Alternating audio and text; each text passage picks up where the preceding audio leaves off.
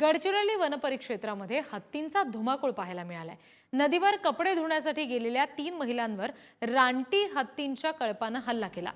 जखमी महिलांवर नागपूरमध्ये उपचार सुरू आहेत असं समजतंय। हे दृश्य आपण बघतोय, रानटी हत्तींचा वावर या परिसरामध्ये आहे। नदीवर कपडे धुवायला गेलेल्या महिलांवर या रानटी हत्तींनी हल्ला केला, ज्याच्यात त्या गंभीर जखमी झाल्यात। त्यांच्यावर सध्या नागपुरात रुग्णालयात उपचार सुरू आहेत।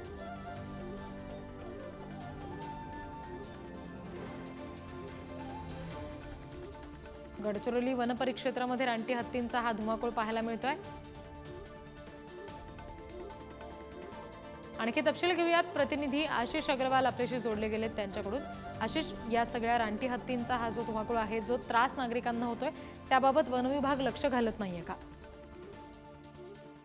अगदी मागील 3 वर्षांपासून आपण बघितलं तर रानटी हत्यांनी गडचिरोली जिल्ह्यातील विविध तालुक्यामध्ये खूप फायदा घातलेला आहे आणि मुख्य म्हणजे वन विभाग पाहिजे तशी कारवाई करत नसल्याचे दिसून येत आहे।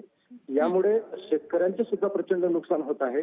काल कुरपाडा येथील एका तलावात काही महिला जे आहेत कपडे धुण्याकरिता गेले असता तेथील 3 महिलांवर एक तब्बल 18 रानटी हत्तींचा जो कळप होता त्यांनी हल्ला चढवला।